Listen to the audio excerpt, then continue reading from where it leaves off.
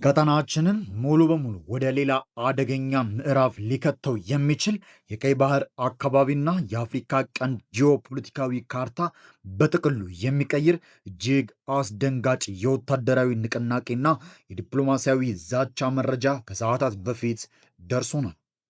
ወደዚህ አሳሳቢና አንገብጋቢ መረጃ በቀጥታ ከመግባታችን በፊት ትኩስና የተረጋገጡ የፖለቲካና የወቅታዊ ጉዳዮች መረጃዎች በየዕለቱ እንዲደርሳችሁ ቻናላችን አሁኑኑ ሰብስክራይብ ያድርጉ እያለን ይህንን ቪዲዮ ከወዳችሁት ደግሞ ላይክ በማድረግ ለሌሎች እንዲደርስ ያግዙን እንላለን። ወደ ቀጣዩ ዋና ዜና እናልፋለን።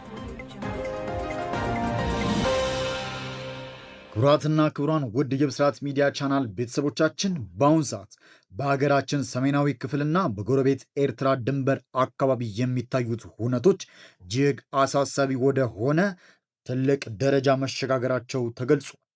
የኢትዮጵያ መንግስት ጦርና የህዝባዊ ወያነ ሓርነት ትግራይ ታጣቂዎች ለተጨማሪ ውጊያ የሚያደርጉትን ዝግጅት መቀጠሉን የተለያዩ ወገኖች ይፋ አድርገዋል። የአውሮፓ የሰላም ተቋም መገናኛ ዘዴዎችና ሌሎች የጂኦፖለቲካዊ ምንጮች ጠቅሶ እንደዘገበው ከሆነ የመቀሌና የአዲስ አበባ ግንኙነት ይበልጥ እየተበላሸና እየሸከረ መጥቷል። ሁለቱ ወገኖች በየፊናቸው የሚያደርጉትን ከፍተኛ የጦር ኃይል ንቅናቄ ቀጠናውን ወደ ሌላ ደም አፋሳሽ ጦርነት ሊመልሰው ይችላል የሚለው ስጋት በአደገኛ ሁኔታ አንሮታል። ሁለቱ ወገኖች ያሉባቸውን ልዩነቶች ከስሜታዊነት በጸዳ ሰላማዊ፣ ሁሉን አካታች፣ ገንቢ በሆነ ውይይት ብቻ እንዲፈቱት ተቋሙ አጥብቆ ጠይቋል። በሌላ በኩል ከአካባቢው የተገኙ የአይን ምስክሮች እንደሚናገሩት የትግራይ ኃይል የሚባለው የታጣቂዎች ስብስብ በርካታ ተዋጊዎችን ወደ ምዕራብ ትግራይ አቅጣጫ እያዘመተ ይገኛል። እንዲሁም የትግራይ ተዋጊዎች ትግራይ ክልልን ከአፋር ከአማራ ክልሎች ጋር የሚያዋስናቸውን ድንበር አካባቢ ሰፊ የምሽግ ቆፈራ ስራ እያካሄዱ መሆኑን የአይን ምስክሮች አረጋግጠዋል። የኢትዮጵያ መከላከያ ጦር በአንጻሩ በአማራና በአፋር ክልሎች ከፍተኛ ወታደራዊ ንቅናቄና የስምሪት ማስተካከያ እያደረገ መሆኑን ከአካባቢው የመጡ መረጃዎች በግልጽ ያመላክታሉ። በተለይም ከአፋር ክልል በደረሰን መረጃ መሰረት በክልሉ ዞን 4 በሚገኙ የተለያዩ ወረዳዎችና ቀበሌዎች ተጨማሪ የመከላከያ ሰራዊት አባላት ሰፍረዋል። ነዋሪዎቹ በስም በዘረዘሯቸው ወረዳዎችና ቀበሌዎች ወታደሮችን ከቦታ ቦታ ማንቀሳቀስና ተጨማሪ ኃይል የማስፈር ስራ እስከ ትላንት ማታ ድረስ በከፍተኛ ሁኔታ ቀጥሎ እንደነበረ ተናግረዋል። ይህ የውስጥ ውጥረትና የጦር ዝግጅት በዚሁ እንዳለ ነገሩን የበለጠ አደገኛና ውስብስብ የሚያደርገው ደግሞ የጎረቤት ኤርትራ ቀጥተኛ እጅ የመግባት ጉዳይ ነው። እንደተባለው የውስጥ ወታደራዊ ንቅናቄው እንደቀጠለ ሆኖ የኤርትራ መንግስት ከፍተኛ የጦር አዛዦች የኢትዮጵያን ድንበር ጥሰው ወደ ዛላምበሳ ከተማ በግልጽ መግባታቸውና የኤርትራን ሰንደቅ ዓላማ መስቀላቸው ተሰምቷል። በኬንያ የኢትዮጵያ አምባሳደር ባጫ ደበሌ እንደገለጹት ይህ ድርጊት የኢትዮጵያን ሉዓላዊነትና የክልል አንድነት በግልጽ የጣሰ እጅግ አደገኛ እርምጃ ነው። እንዲሁም ባሰፈሩ ጽሑፍ እንደተናገሩት ይህ ክስተት በተናጥል የተከሰተ ተራ አጋጣሚ ሳይሆን በኤርትራ አገዛዝና ጽምዶ በተባለው የህወሓት ቡድን መካከል ሲካሄድ የቆየው ስውርና ግልጽ ቅንጅት ቀጥተኛ ውጤት ነው ብለውታል። አምባሳደሩ አክለው እንደጠቆሙት የኤርትራ ጦር ታንኮች እንዲሁም ከባድ መሳሪያዎች ወደ ትግራይ ክልል በማስገባት በኢፌዴሪ መንግስትና ህገ መንግስታዊ ስርዓት ላይ ያቀደውን ግልጽና ኃይል የተቀላቀለበት እንቅስቃሴ እያፋጠነው ይገኛል።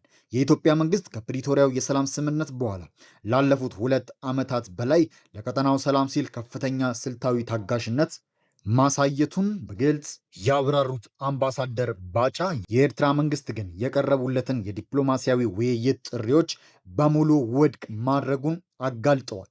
በተጨማሪም የኤርትራ አገዛዝ የትግራይን ወጣቶች በግዴታ በመልመልና ለሱዳን ጦርነት በቅጥረኝነት በመሸጥ ለገዛ ፖለቲካዊ ፍላጎቱ መጠቀሚያ እያደረጋቸው እንደሚገኝም ገልጸዋል።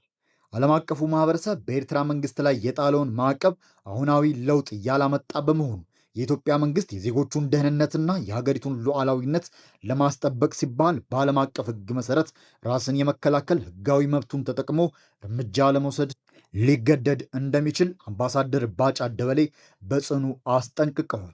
የኤርትራ መንግስት በኢትዮጵያ ግዛት ውስጥ የሚንቀሳቀሰውን ኃይል በአስቸኳይ ካላወጣና ከጣልቃ ገብነት ካልተቆጠበ የሚፈጠረው ቀጠናዊ አለመረጋጋት በራሷ በኤርትራ ህልውና በቀይ ባህር አካባቢና በሙሉ የአፍሪካ ቀንድ ላይ የከፋ ሰብአዊና ፖለቲካዊ መዘዝ እንደሚያስከትል ማሳሰባቸውን ከሆርን ሪቪው ያገኘነው መልእክት ያመላክታል። በዲፕሎማሲ መስክ የተጀመረው ይህ እሳት ግን በዚህ ብቻ አላቆም። ይልቁንም ዲፕሎማቱ በሰጡት ተከታታይ ቃለ መጠይቅ ነገሩን ወደ ሙሉ የጦርነት ዛቻ አሸጋግረውታል። የቀድሞ የጦር አመራርና የአሁኑ ዲፕሎማት አምባሳደር ጀኔራል ባጫ ደበሌ ከቢቢሲ አማርኛ ጋር ባደረጉት አነጋጋሪ ቃለ መጠይቅ ጦርነት ከተቀሰቀሰ የኤርትራ መንግስት ፍጻሜ ይሆናል ሲሉ ቀጥተኛ ማስጠንቀቂያን ሰጥተዋል። አምባሳደሩ አክሎም ጦርነት ከተጀመረ በቀጠናው መንግስት ይለወጣል፣ የጂኦግራፊ ካርታም ይቀየራል ሲሉ የጦርነቱን አሰቃቂ ውጤት ተንብየዋል። በኢትዮጵያና በኤርትራ መካከል ግልጽ የሆነ የተወሰነ ድንበር አለመኖሩን የጠቀሱት አምባሳደር ባጫ እሱ ራሱ ለግጭቱ ትልቅ ችግር እንደሚፈጥር ተናግረዋል። በሁለቱ ሀገራት መካከል ከፍተኛ ውጥረት በተነገሰበት በዚህ ወቅት ጦርነት ከተጀመረ ግንባርና ደጀን አይኖርም ሲሉ ያስጠነቀቁት አምባሳደሩ፣ ይሁንና ይህንን ሁሉ ዛቻ መሰል አስተያየት ከሰጡ በኋላ በመጨረሻ ላይ ግን ጦርነት አያስፈልግም ሲሉ አቋማቸውን ለማለዘብ ሞክረዋል። እንግዲህ ወቅታዊ ሁኔታን የሚያሳየን ሀገራችንና የአፍሪካ ቀንድ እጅግ አደገኛ መንታ መንገድ ላይ መቆማቸውን ነው። በአንድ በኩል በሀገር ውስጥ የሚደረጉ ወታደራዊ ኃይል እንቅስቃሴዎች፣ በሌላ በኩል ደግሞ ድንበር ተሻጋሪ የጦርነት ዛቻዎችና የሉዓላዊ ጥሰት ክሶች ቀጠናውን ወደ ያልተጠበቀ ማዕበል እየገፉት ይገኛሉ። ለመሆኑ የፕሪቶሪያው የሰላም ስምምነት ሙሉ በሙሉ የመፍረስ አደጋ ተጋርጦበት ይሆን? የኤርትራ እጅ መግባትና አዲስ አበባና መቀሌ ላይ የሚታየው ቅሬታ አካባቢውን ወደየት ያመራዋል? ይህ ውጥረት በዲፕሎማሲ ይረግባል ወይስ የቀጠናውን ጂኦግራፊ የሚቀይር አዲስ ጦርነት ያስከትላል? ውድ የብስራት ሚዲያ ቻናል ተመልካቾቻችን እርሶስ በዚህ አሳሳቢ ጉዳይ ላይ ምን ያስባሉ? ሀሳብና አስተያየታችሁን በኮሜንት መስጫው ላይ ያስፍሩልን እያለን ለዛሬ የያዝንላችሁ መረጃ ይህንን ይመስል ነበረ። መረጃውን ከወደዳችሁት ላይክ ማድረጉን አይርሱ። አዳዲስና ትኩስ የፖለቲካዊና የወቅታዊ ጉዳዮች ትንታኔ እንዳያመልጣችሁ ደግሞ ቻናሉን ሰብስክራይብ በማድረግ የደወል ምልክቷን ይጫኑ። ስለከታተላችሁን እጅግ አድርገን እናመሰግናለን። በሌላ መረጃ እስከምንገናኝ ሰላም ቆዩ። ሰላም ለሀገራችን ይሁን።